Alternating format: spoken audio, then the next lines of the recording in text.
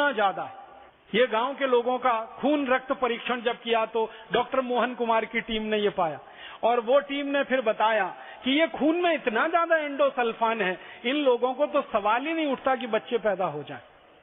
फिर पता लगाया गया कि बच्चे पैदा नहीं हो रहे, ये तो एक बीमारी। और क्या क्या है, उस गांव में पता चला हर घर का दूसरा और तीसरा आदमी कैंसर का शिकार है, हर घर में। फिर और ज्यादा रिसर्च हुई तो पता चला कि गांव में जितने बच्चे हैं जो पैदा हो गए 20 साल पहले, उनको अगर आप देखोगे तो किसी की उम्र 4-5 साल से ज्यादा नहीं लगती जो 20 साल से बड़े हैं, क्योंकि शरीर का ग्रोथ ही नहीं हुआ है, वो बिल्कुल छोटे से बच्चे हैं अभी भी।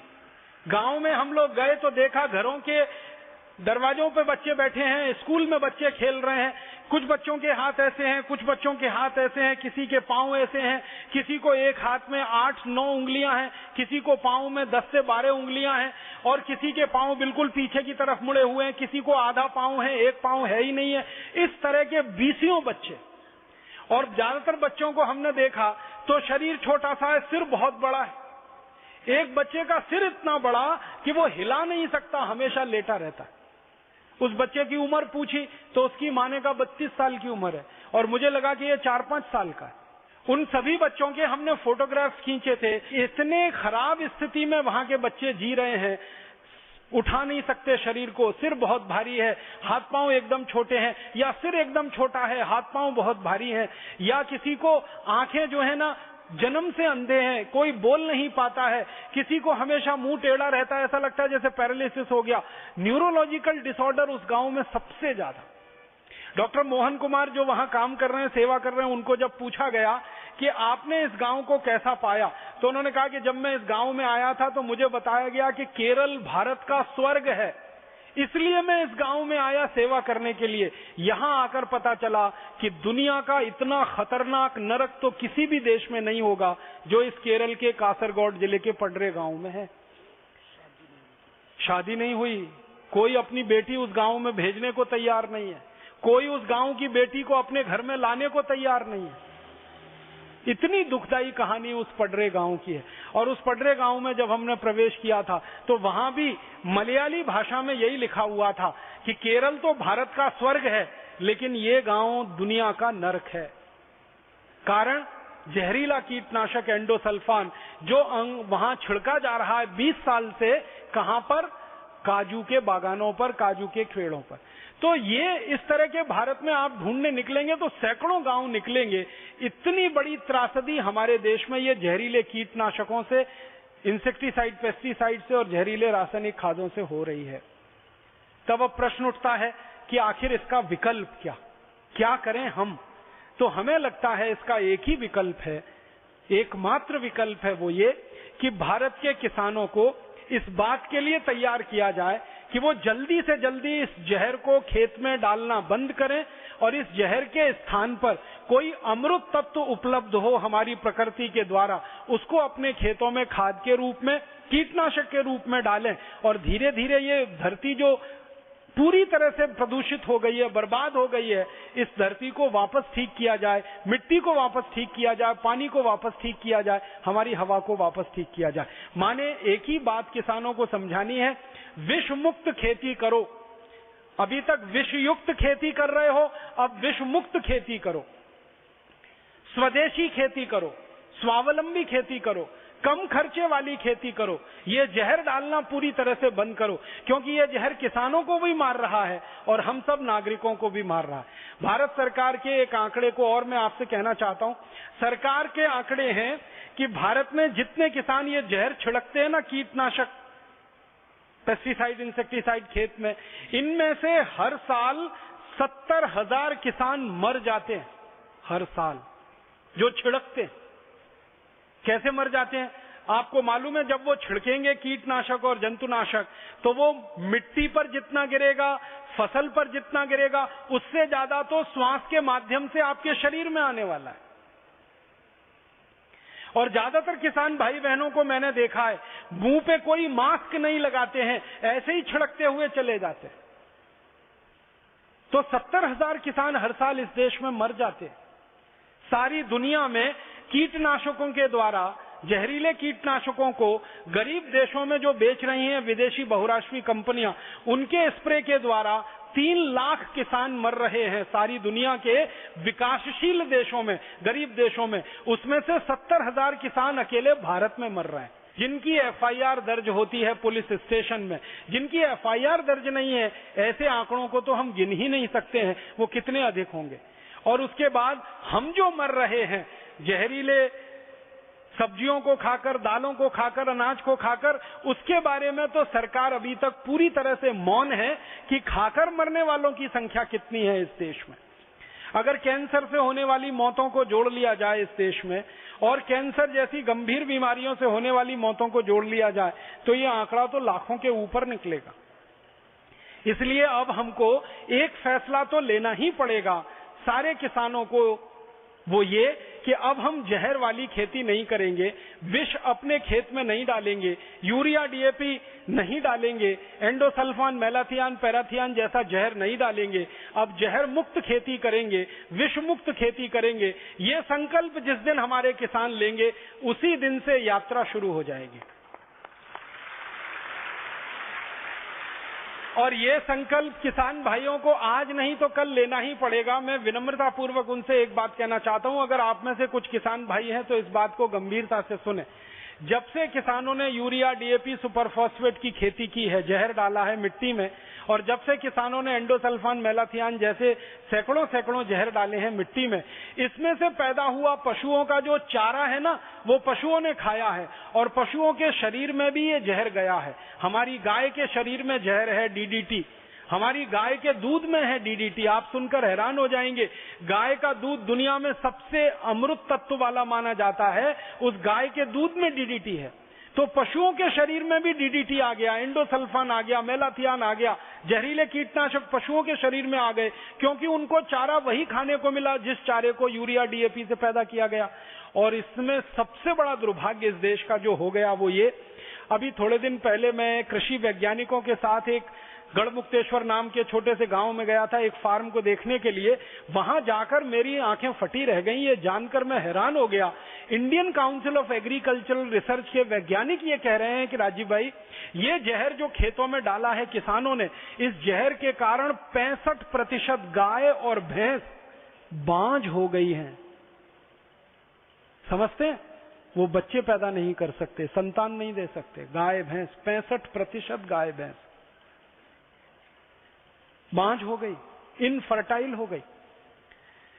और तब मुझे पता चला कि 65% इनफर्टिलिटी का रेट है हमारे पशुओं में, माताओं में, बहनों में। आप अंदाजा लगा लीजिए, कम से कम 20-25% तो माताओं बहनों में निकल आएगा अगर यही आंकड़ा हम कोशिश करें। गुजरात में है, स्वामी जी कह रहे हैं गुजरात में तो ये है ही 20-25%। गुजरात के कुछ जिलों में जहां शायद ये जहर ज्यादा डलता होगा। तो हमारी माताओं बहनों में 20%, 25% इनफर्टिलिटी, बांझपन आ जाए। हमारी गाय और भैंसों में 65% बांझपन आ जाए। अंतिम दुष्परिणाम जानते हैं क्या होगा? जब गाय और भैंस बांझ हो जाती है, संतान देने में असमर्थ हो जाती है, कोई किसान उसको घर में खाना खिलाने को तैयार नहीं होता, वो सीधे उनको कसाई को बेच देता है, और कसाई ऐसी गाय और भैंसों को काटकर उनका मांस दुनिया के देशों को बेच देते हैं। हर साल हमारे देश में गाय, बैल, भैंस जैसे बड़े 4 करोड़ पशु इसी कारण से कट जाते हैं। आप इस बात का अंदाजा और एहसास करने की कोशिश करिए कि यूरिया, डीएपी, एंडोसल्फान जैसे जहर ने हमारे पशुओं को बांझ बना दिया, और अंतिम स्थिति में वो पशु कत्ल खाने में कटने के लिए जा रहे हैं। 4 करोड़ पशु हमारे कट रहे हैं हर साल। और उन 4 करोड़ पशुओं का एक छोटा सा हिसाब मैंने निकाला कि इन्हीं 4 करोड़ पशुओं को अगर हम कटने से बचा सके और इनका बांझपन का इलाज कर सके, तो यही 4 करोड़ पशु हर साल इस भारत देश को 15,000 करोड़ की आमदनी दे सकते हैं। माने हर साल 15,000 करोड़ की आमदनी का नुकसान हो रहा है पशुओं के कटने से। गाय और भैंस मां नहीं बन पा रही हैं, बच्चों को नहीं दे पा रही हैं, किसान कसाई खाने में बेच रहे। तब मुझे समझ में आया कि दिन दूनी रात चौगुनी ये कसाई खानों की तरक्की कैसे बढ़ रही है। हमारे यहाँ दूध देने वाली डेयरियां तो कम होती जा रही हैं, दूध का उत्पादन तो घटता जा रहा है, लेकिन पशुओं को काटने वाले कत्ल खाने लगातार बढ़ते जा रहे हैं।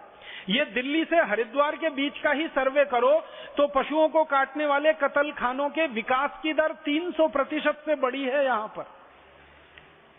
तब बात समझ में आ गई बिल्कुल साफ साफ कि पशुओं को काटने के कत्ल खाने तब तक बढ़ते ही रहेंगे जब तक गाय और भैंस हमारी बांझ रहेंगी, संतान उत्पन्न करने में असमर्थ होंगी, तो किसान उसको कसाईयों को ही बेचेगा, क्योंकि वो और किसी काम के हो नहीं सकते।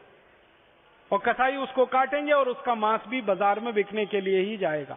तो अगर हमें ये कत्ल खाने बंद कराने हो, अपने पशुओं की जान बचानी हो, अपनी अर्थव्यवस्था में हजारों करोड़ रुपए की वृद्धि करनी हो और 12 लाख करोड़ रुपए जो फालतू में हमारा बर्बाद हो रहा है, इसको किसी तरह से बचाना हो, देश की धरती माता को समृद्ध बनाना हो, विष मुक्त बनाना हो, जहर मुक्त बनाना हो, शुद्ध बनाना हो, सात्विक बनाना हो, तो एक ही उपाय बचा है, सिर्फ एक है कि हमारे किसान जल्दी से जल्दी ये जहर वाली खेती बंद कर दें, विष डालने वाली खेती बंद कर दें, जहर मुक्त खेती करें, विष मुक्त खेती करें। यही एक रास्ता है और कोई रास्ता नहीं। फिर किसान भाई पूछेंगे, अच्छा ठीक है, आपकी बात मान लिया, हम जहर नहीं डालेंगे, यूरिया डीएपी नहीं डालेंगे, एंडोसल्फान मेलाथियान नहीं डालेंगे, लेकिन इस बात की क्या गारंटी है कि हमारा उत्पादन अच्छा होगा? मैं आपको एक छोटी सी बात समझाना चाहता हूं सरल भाषा में। अगर आप किसान हैं और खेती करते हैं तो एक जानकारी देना चाहता हूं कि हमारे खेत में जो कुछ भी पैदा होता है, पौधे का निर्माण जो खेत में होता है, बीज में से पौधा, पौधे से फल, तो फल ज्यादा से ज्यादा मिले, तो पौधा अच्छे से अच्छा हो, तो बीज अच्छे से अच्छा हो, और जिस मिट्टी में बीज डाला गया वो मिट्टी अच्छे से अच्छी हो। ये सीधा एक चक्र है। तो मिट्टी अच्छी से अच्छी होनी चाहिए, बीज अच्छे से अच्छा होना चाहिए, फल तो अच्छा मिलने ही वाला है। तो मिट्टी को अच्छा बनाना है तो एक ही रास्ता है, उसको जहर मुक्त करो। उसमें जो आपने पिछले 40 साल से यूरिया डीएपी के नाम पर, एंडोसल्फान के नाम पर जो डाला है, ये मिट्टी से बाहर निकालो। अब आप बोलोगे जी मिट्टी से जहर बाहर निकालें, इसके लिए कौन सी रासायनिक क्रिया है, इसके लिए क्या करना पड़ेगा? इसके लिए भगवान ने, ईश्वर ने, प्रकृति ने हमको इतनी सुंदर वस्तु दी है। मिट्टी का जहर 3 साल में पूरा खत्म हो जाता है अगर लगातार उस मिट्टी में पशुओं का गोबर और मूत्र मिलाकर डाला जाए। जैसे गाय है, जैसे भैंस है, जैसे बैल है, तो गाय बैल भैंस का गोबर, गाय बैल भैंस का मूत्र, पशुओं का गोबर, पशुओं का मूत्र, ये दोनों मिलाकर मिट्टी में लगातार डाला जाए अगर, तो मिट्टी 3 साल में पूरी तरह से जहर मुक्त हो जाती है। आप बोलेंगे वो कैसे? ये जो पशुओं का गोबर है, इसमें जहर को खींचने की सबसे ज्यादा ताकत है। जैसे आपके शरीर में जहर चला जाए ना, तो उस जहर की सफाई करने की ताकत आपकी किडनी में है, वैसे ही पशुओं के गोबर और मूत्र में जहर को साफ करने की सबसे ज्यादा प्रकृति के द्वारा, भगवान के द्वारा दी गई ताकत है। तो पशुओं का गोबर और पशुओं का मूत्र अगर भरपूर मात्रा में मिट्टी में डाला जाए, तो 1 साल लगातार डालो, 2 साल लगातार डालो, तीसरे साल डालते डालते मिट्टी पूरी तरह से शुद्ध और पूरी तरह से सात्विक हो जाती है। उस मिट्टी में विष पूरी तरह से खत्म हो जाता है और 100% मिट्टी निरापद हो जाती है, विष मुक्त हो जाती है। अब आप बताओ, इससे सस्ता और इससे अच्छा इलाज कहां हो सकता है? अब इसका 2 फायदे, एक तो मिट्टी हमारी जहर मुक्त हो गई, विष मुक्त हो गई। दूसरा, पशुओं का गोबर और मूत्र अगर हमने खेत में डाला और उस गोबर और मूत्र से ये काम हुआ, तो पशुओं की इज्जत हमारे जीवन में बढ़ गई, उनका सम्मान हमारे जीवन में बढ़ गया, क्योंकि वो हमारे लिए दूध के अलावा भी लाभकारी सिद्ध हुए। और पशु अगर ज्यादा लाभकारी सिद्ध होने लगे किसानों को, तो फिर कोई किसान पशु को बेचेगा ही नहीं और कसाई के हाथ में वो लगेंगे ही नहीं, तो काटने को उन्हें मिलेगा क्या? तो कत्ल खाने अपने आप बंद हो जाएंगे। तो पशु हत्या का पाप जो इस देश के माथे पर लगा हुआ है, वो बिल्कुल साफ हो जाएगा, धुल जाएगा। वो भी काम होता है। गौ माता की हत्या का कलंक भी मिटेगा। और जिन आईसीएआर के वैज्ञानिकों ने कुछ काम किया है पिछले 10-12 वर्षों में, वो मुझे बताते हैं कि अगर खेत में लगातार गोबर गोमूत्र डाला जाए, उसमें से घास चारा पैदा किया जाए और वो घास चारा 3 साल किसी भी गाय भैंस को लगातार खिला दिया जाए, तो उस गाय भैंस का बांझपन भी खत्म हो जाता है और चौथे साल वो संतान देने की स्थिति में आ जाती है। एक वैज्ञानिक जिन्होंने बहुत रिसर्च किया, उनका तो यहां तक कहना है कि ये पशुओं के शरीर में जो जहर चला गया है, इस जहर को बाहर निकालने के लिए कुछ आयुर्वेदिक जड़ी बूटियां हैं, उन जड़ी बूटियों को लगातार पशुओं को खिलाया जाए तो पहले ही वर्ष में बहुत सारी गाय और भैंस मां बन जाती हैं। और उस वैज्ञानिक ने 1000 गाय और भैंसों पर यह परीक्षण किया है और उनका नाम है डॉक्टर विनोद। उनसे मेरी बहुत लंबी वार्ताएं हुई हैं। उनका ये कहना है कि जड़ी बूटियां हैं आयुर्वेद की, जिनको हम 3-4 खुराक खिलाते हैं किसी भी गाय और भैंस को, सारे शरीर का जहर उनका निकल जाता है। और जो गाय भैंस 3-3, 4-4 साल से मां नहीं बनी है, वो पहली बार में ही मां बन जाती है और मां बनते ही उसकी कीमत बढ़ जाती है। फिर कोई किसान उसको कसाई को बेचने की सोचता भी नहीं है, वो घर में ही उसको बांध के रख लेता है। तो बांझपन की समस्या का भी समाधान होता है। तो खेत में हम डालें गोबर और मूत्र और मिट्टी को बनाएं शुद्ध और पवित्र, और उसमें से जो उत्पादन है वो हम भी खाएं, हमारे पशुओं को खिलाएं, हम भी स्वस्थ बने, हमारे पशु भी स्वस्थ बने। आप सोचें आपको निरापद भोजन मिलने लगे, सजीव भोजन मिलने लगे, स्वस्थ भोजन मिलने लगे, जहर मुक्त भोजन मिलने लगे, तो आपके शरीर का कैंसर, डायबिटीज, हाइपरटेंशन खत्म होता है। देश की खतरनाक बीमारियां कम होती हैं। उन बीमारियों के लिए खर्च होने वाला 7 लाख करोड़ रुपए बचता है, और वो 7 लाख करोड़ रुपए अगर देश के उत्पादन के और विकास के काम में लगा दिया जाए तो देश की गरीबी, भुखमरी, बेकारी 3-4 साल में ही मिटती है। तो रास्ता अब एक ही है कि हम हमारे खेतों में जहर और विष डालना बंद करें, गोबर गोमूत्र डालें। अब आप एक सवाल अक्सर मन में आता है और किसान मुझे कहते रहते हैं, वो ये कि क्या गोबर और मूत्र से उत्पादन उतना ही होता है जितना यूरिया डीएपी से होता है? मैं आपको इस बात को विनम्रता पूर्वक कह रहा हूं कि गोबर और मूत्र से उत्पादन ज्यादा होता है यूरिया डीएपी की तुलना में, और दुनिया भर में ये परीक्षण हो गए। मैं आपको भारत के ही बारे में जानकारी देता हूं। भारत में हैदराबाद में एक संस्था है, सस्टेनेबल एग्रीकल्चर के लिए काम करती है, सतत कृषि उसको हिंदी में कहते हैं।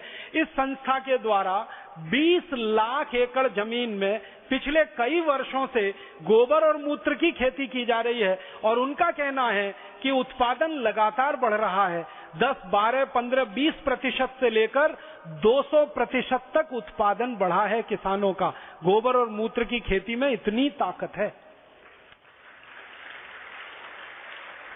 मैं आपको किसान भाई बहन हैं अगर आप, तो एक छोटी सी बात समझाना चाहता हूं, वो ये कि पौधे को बड़ा होने के लिए और पौधे पर अच्छा फल लगने के लिए सबसे ज्यादा काम में अगर कोई चीज आती है ना, तो वो सूर्य का प्रकाश है। सूर्य का प्रकाश भरपूर मात्रा में जिस पौधे को मिलेगा, उस पौधे की बढ़त माने ग्रोथ सबसे अच्छी होगी, उसका फल भी सबसे अच्छा होगा। जमीन से मिलने वाले जो सूक्ष्म पोषक तत्व हैं, जिनको हम माइक्रो न्यूट्रिएंट्स कहते हैं अंग्रेजी में, जैसे कुछ मैक्रो न्यूट्रिएंट्स होते हैं, कुछ माइक्रो न्यूट्रिएंट्स होते हैं।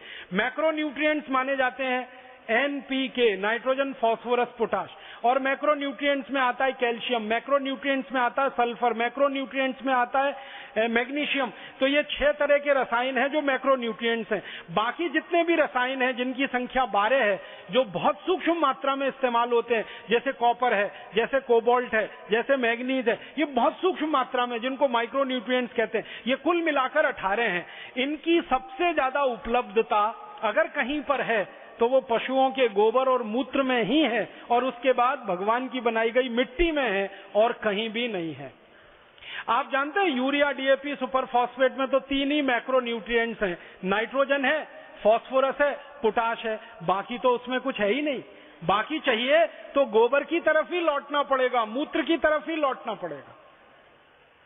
कैल्शियम तो है नहीं यूरिया में, मैग्नीशियम तो है नहीं यूरिया में, मैग्नीज तो है नहीं यूरिया में, कोबाल्ट तो है नहीं यूरिया में, कॉपर तो है नहीं यूरिया में, और ये सब चाहिए मिट्टी को और पौधे को।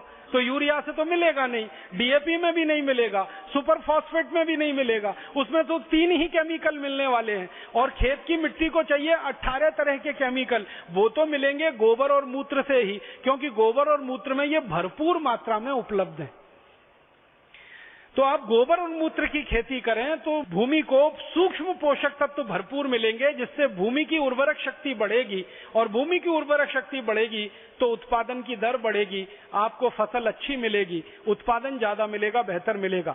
और जो उत्पादन आपको मिलेगा उसको बाजार में जब आप बेचेंगे तो उसका मूल्य भी भरपूर मिलेगा, कीमत भी भरपूर मिलेगी।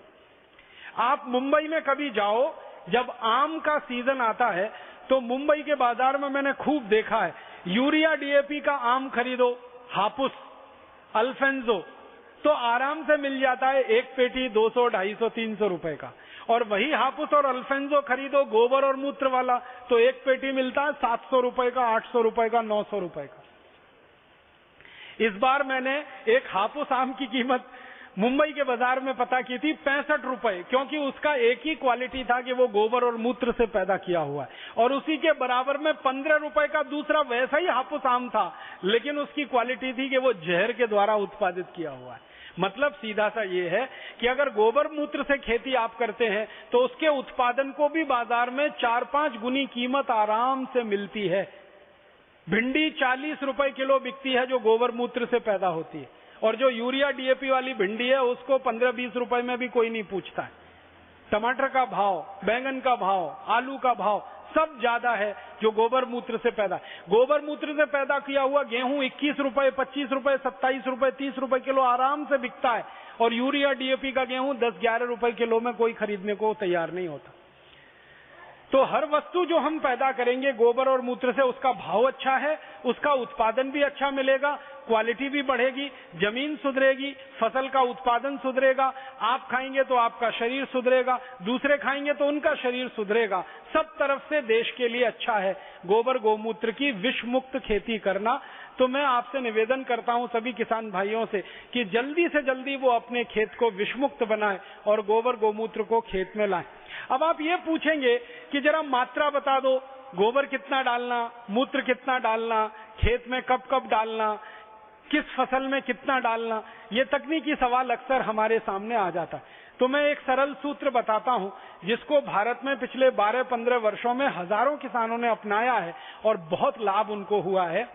किसी भी 1 एकड़ खेत में आप चाहें तो इस सूत्र को लिख लीजिए, क्योंकि किसानों को जब भी आप ये समझाएंगे कि गोबर गोमूत्र की खेती करो तो वो एक ही प्रश्न करेंगे, हमको तो मालूम ही नहीं है गोबर कितना मिलाना, मूत्र कितना मिलाना, क्या क्या उसमें डालना, कितनी कितनी बार डालना।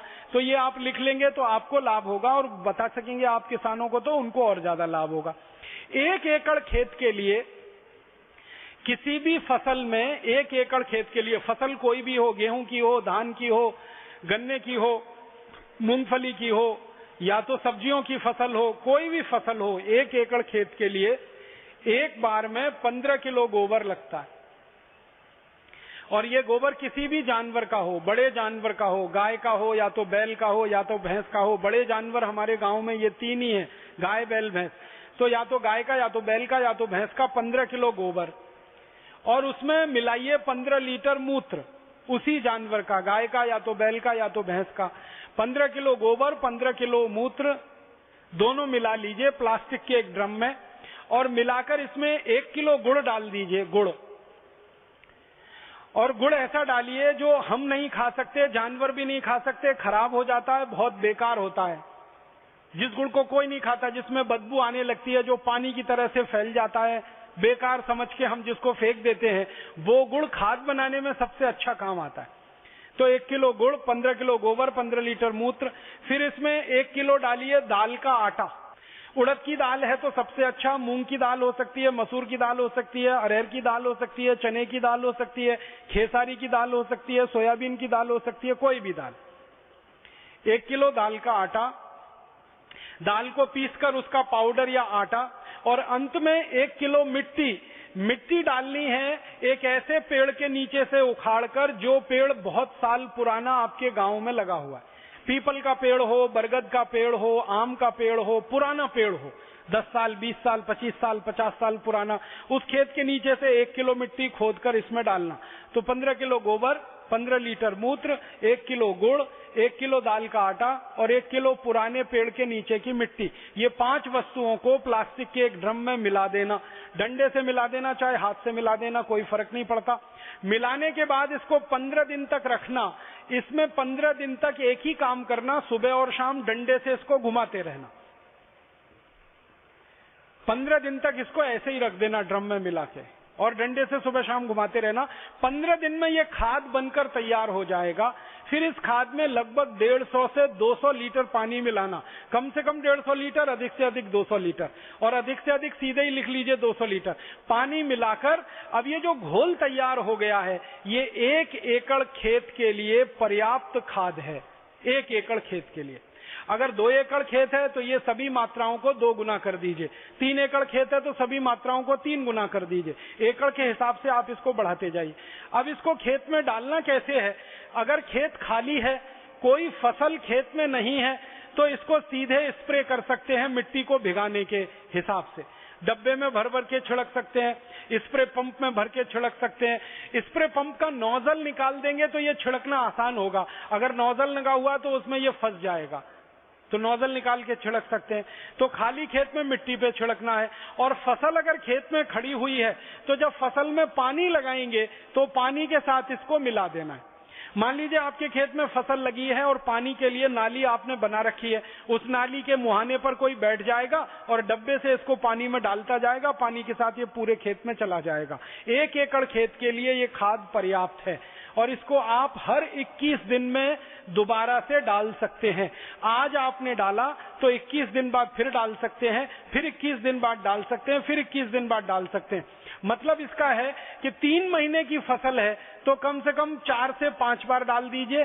4 महीने की फसल है तो 5 से 6 बार इसको डाल दीजिए। 6 महीने की फसल है तो 7-8 बार डाल दीजिए। साल भर की फसल है, जैसे आप गन्ना लेते हैं, ऊस लेते हैं, तो उसमें आप इसको कम से कम 14-15 बार डाल दीजिए। इसको हर 21 दिन में डालते जाना। तो ये खाद से आप किसी भी फसल को भरपूर उत्पादन ले सकते हैं। गेहूं, धान, चना, चावल, दाल, गन्ना, मूंगफली, सब्जियां, सब तरह की फसलों में ये डालकर देखा गया है। इसके बहुत अच्छे और बहुत अद्भुत परिणाम है। सबसे अच्छा परिणाम क्या आता है इसका, कि आपकी जिंदगी का जो खाद का खर्चा है 60% वो एक झटके में खत्म हो गया। फिर दूसरा खर्चा क्या खत्म होता है, जब आप ये गोबर मूत्र का खाद डालेंगे तो खेत में विष कम हो जाएगा, तो जंतुनाशक डालना और कम हो जाएगा, कीटनाशक डालना और कम हो जाएगा। यूरिया, डीएपी का असर जैसे जैसे मिट्टी से कम होता जाएगा, बाहर से आने वाले कीट और जंतु भी आपके खेत में कम होते जाएंगे, तो जंतुनाशक और कीटनाशक डालने का खर्च भी अपने आप धीरे धीरे कम होता जाएगा। और लगातार 3-4 साल आपने ये खाद बनाकर डाल दिया तो लगभग तय मानिए आपके खेत में कोई भी जहरीला कीट और जंतु आएगा नहीं, तो उसको मारने के लिए दवा डालने की जरूरत और गरज भी नहीं पड़ेगी। तो 20% वो जो फालतू खर्चा था वो भी बच जाएगा, माने खेती का 80% खर्चा आपका बच जाएगा। दूसरी बात इस खाद के बारे में कि ये सभी फसल के लिए है। कोई भी फसल, रबी की हो, खरीफ की हो, जायद की हो। हमारे यहाँ फसल चक्र में 3 मुख्य फसलें हैं, रबी, खरीफ, जायद। तीनों तरह की फसलों में ये काम आता है। इसलिए इस फॉर्मूले में ज्यादा कोई जटिलता नहीं है, बहुत सरल है, बहुत आसान है। और जानवर जो गोबर दे रहा है, मूत्र दे रहा है, वो आसानी से किसी भी गांव में मिल जाते हैं। भले वो दूध ना दें, लेकिन गोबर और मूत्र तो वो दे ही दे रहे हैं। उनको इकट्ठा करने की बात है। गोबर इकट्ठा करना तो बहुत आसान है, जानवरों का मूत्र इकट्ठा करना भी आसान है।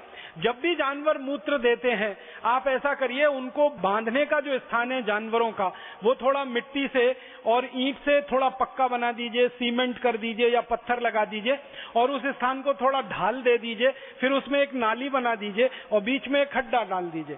तो जो भी मूत्र करेंगे जानवर, वो सब नाली में आ जाएगा, खड्डे में इकट्ठा हो जाएगा। अब जानवरों के मूत्र की एक विशेषता है कि इसकी कोई एक्सपायरी डेट नहीं है।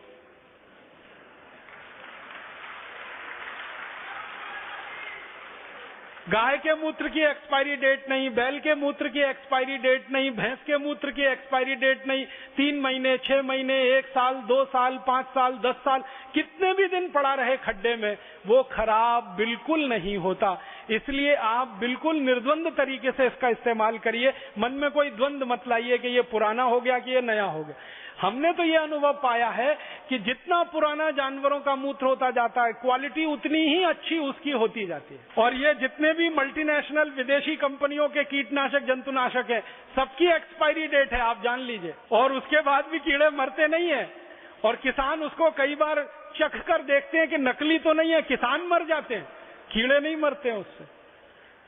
तो मल्टीनेशनल के कीटनाशक लेने से अच्छा है कि गाय के मूत्र, भैंस के मूत्र, बैल के मूत्र का उपयोग करना। तो इसको खाद में इस्तेमाल करिए, ये एक तरीका है। हर 21 दिन पे इस्तेमाल करिए, हर फसल में इस्तेमाल करिए। लगातार 3 साल इस्तेमाल करने के बाद आपकी मिट्टी को एकदम पवित्र और शुद्ध बना देगा। मिट्टी